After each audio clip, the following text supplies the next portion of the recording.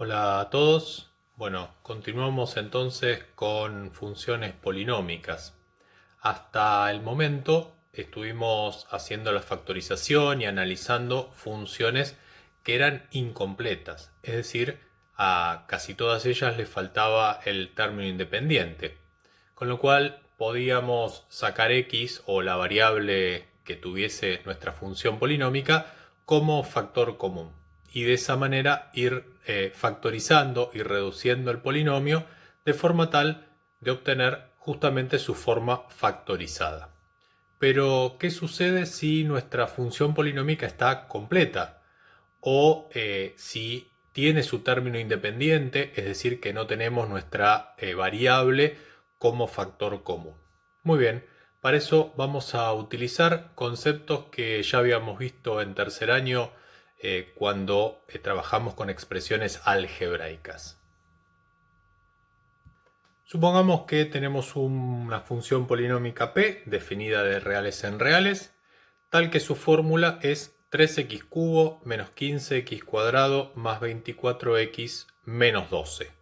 Como vemos, es una función de grado 3, completa, tiene todos sus términos, término de grado 3, 2, 1 y 0, que es el término independiente.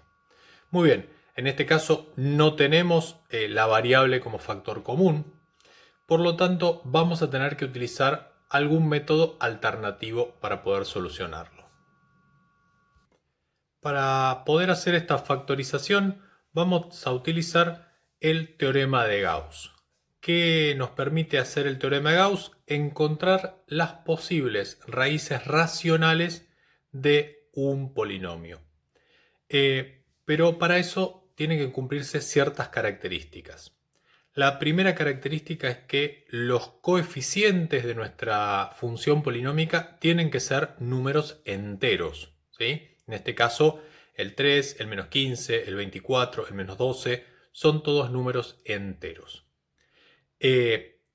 Y el motivo por el cual tienen que ser enteros es que el coeficiente principal y el término independiente, es decir, el coeficiente de del término de mayor grado y justamente el de grado 0 son los que van a intervenir en este teorema de Gauss. Vamos a necesitar encontrar los divisores de cada uno de ellos. ¿Por qué? Porque el teorema nos dice que si dividimos un divisor del término independiente por un divisor del coeficiente principal, ese valor es una posible raíz racional de nuestro polinomio. Bien, entonces veamos este teorema en acción con el ejemplo que queremos resolver. Para evitar confusiones, cambié el nombre del polinomio a m, ya que p va a ser uno de los elementos, o la letra p va a ser una de las letras que vamos a usar para definir nuestro teorema de Gauss. Lo primero que vamos a hallar son los divisores del término independiente, es decir, los divisores de menos 12, que los vamos a llamar P, y son 1 y menos 1, 2 y menos 2, 3 y menos 3, 4 y menos 4, 6 y menos 6 y 12 y menos 12. Luego vamos a hallar los divisores del coeficiente principal, que es 3, que los vamos a llamar Q, y son 1 y menos 1, 3 y menos 3. Y ahora vamos a hallar todos los cocientes P dividido Q. Es decir, vamos a tomar cada valor de P y lo vamos a dividir por los valores de Q que tenemos. Es decir, el 1 dividido por 1 y por 3, tanto positivo como negativo. El 2 dividido por 1 y por 3, tanto positivo como negativo. Es decir, cada uno de los valores P los vamos a dividir en este caso por los valores de Q y obtener esos cocientes. De manera tal que estas son todas las posibles raíces que puede tener nuestra función polinómica. ¿Todos estos valores van a ser raíces? No. Algunos pueden serlo. Podría llegar a ser el caso que ninguna lo sea, ¿sí? Todo va a depender del polinomio que tengamos. Para verificar entonces cuál de estos valores es raíz de este polinomio, obviamente vamos a utilizar la definición de raíz o lo que también utilizamos en estos casos es lo que llamamos teorema del resto. Es decir, vamos a ir reemplazando los valores que obtuvimos acá en nuestra función de manera tal de encontrar qué valor de x es el que me da 0 en la función. Bien, la pregunta que suelen hacerme en estos casos es, ¿tengo que probar con todos estos valores? No, la respuesta no es así, no tengo que probar todos los valores, tengo que encontrar, en principio, una raíz, ¿sí? Un valor que al reemplazarlo en mi función me dé 0. Y a partir de ahí, empezar a factorizar mi polinomio y ver qué otro camino puedo seguir. Recuerden que este es un polinomio de grado 3. Quiere decir que si yo encuentro una raíz, voy a poder, con esa raíz, bajar el grado de ese polinomio y poder utilizar algún método alternativo. Busquemos entonces la primera raíz entre todos estos valores para poder después empezar a factorizar o descomponer nuestro polinomio. Vamos a empezar probando por los dos valores más simples, que son 1 y menos 1. Al probar con menos 1 nos encontramos que el resultado es menos 54. Y recuerden que para que sea raíz debe dar 0. Por lo tanto, el valor menos 1 no es raíz de este polinomio. Probemos ahora entonces con 1. En este caso, al reemplazar por 1, el resultado que obtenemos es 0. Quiere decir que encontramos una raíz de nuestro polinomio. Entonces, x igual a 1 es raíz de nuestro polinomio m de x. Muy bien.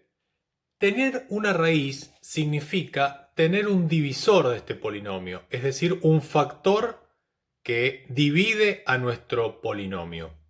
Vamos a utilizar esto a nuestro favor aplicando Ruffini, ¿sí? La regla de Ruffini.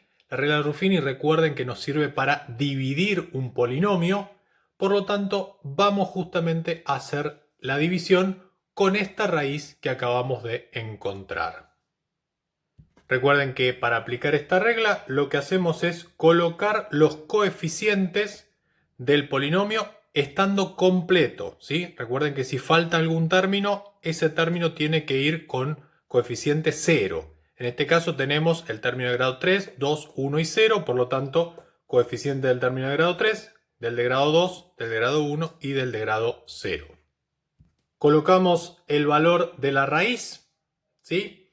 Y empezamos a aplicar la regla. Recordemos que lo primero que hacemos es bajar el primer coeficiente directamente.